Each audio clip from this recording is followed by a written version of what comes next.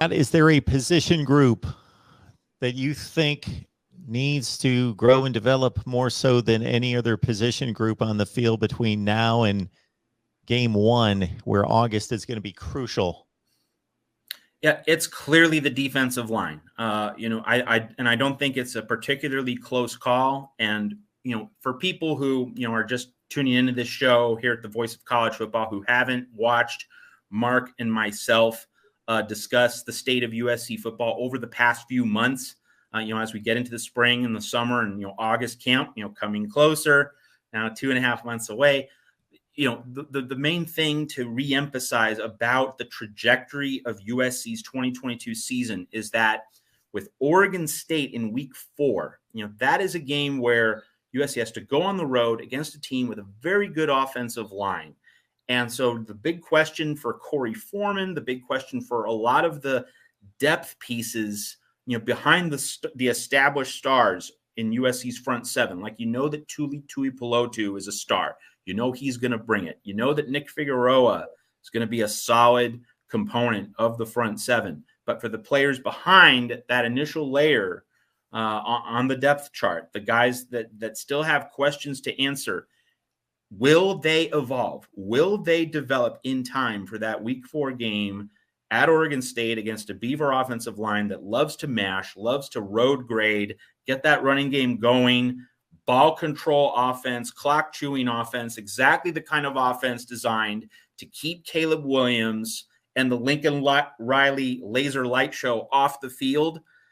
Can USC develop its defensive linemen, on the lower tiers of the depth chart in time for that particular game? I think in many ways that is a question with enormous significance, because as I've said, if USC solves the Corvallis road trip in week 4 at Oregon State, you're looking at an 8-1 Pac-12 season, with the one loss probably being the night game in Salt Lake City against Utah. If USC goes 8-1 in the Pac-12, what does that mean? With a game against Rice, with a game against Fresno State, you're looking at a 10-win season, and maybe you lose to Notre Dame, but if USC goes 8-1 in the Pac, that is a 10-win season. What does that also mean? It also means very likely a New Year's Six bowl game. And I know that USC fans certainly want the Pac-12 title this year. Like, that would be a successful season. I think that's where most Trojan fans are. If we win the Pac-12, it's unquestionably a successful season. But then to come in right behind that point,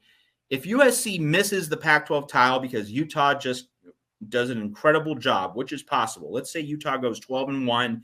Hey, if that happens, you tip the cap to the Utes. Like, going 12-1 is extremely difficult. If Utah is 12-1, that might mean a playoff for the Utes. That would be an incredible achievement for that program.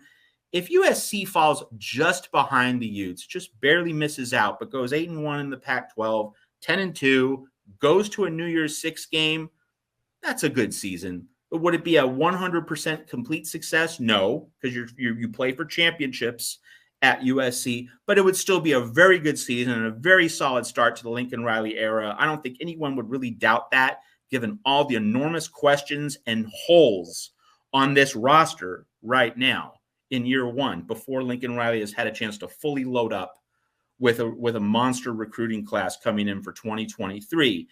On the other hand, if USC misses the Pac-12 by a lot, and you have 8-4 and you have 9-3, that begins to be a disappointment and raise some alarm bells and a whole offseason of concerns. And so, just to bring all of this back to the defensive line, Mark, and to all the viewers here on the Voice of College Football, the Oregon State game, I'm going to wear out this talking point, but it's just, when you look at the schedule like that, that is just such a centerpiece of everything. If USC figures out that game this season, it is very likely to be successful. It's very likely to be a 10-win season.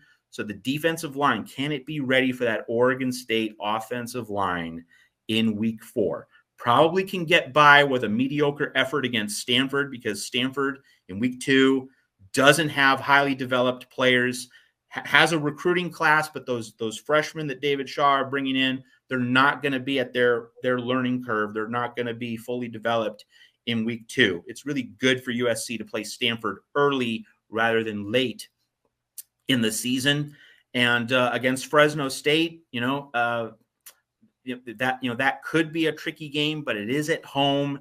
And I think Caleb Williams, in that game, after having a couple games under his belt, should be able to outscore whatever number Fresno State is able to put on the board. But with Oregon State, that's going to be the first game of the season in which you get into a situation where now this is a team that has the goods, has the material to be able to control the ball for 38, 40 minutes, keep Caleb Williams off the field, and play exactly the style of game designed to thwart a Lincoln Riley offense, a Lincoln Riley team, make Caleb Williams a secondary peripheral figure.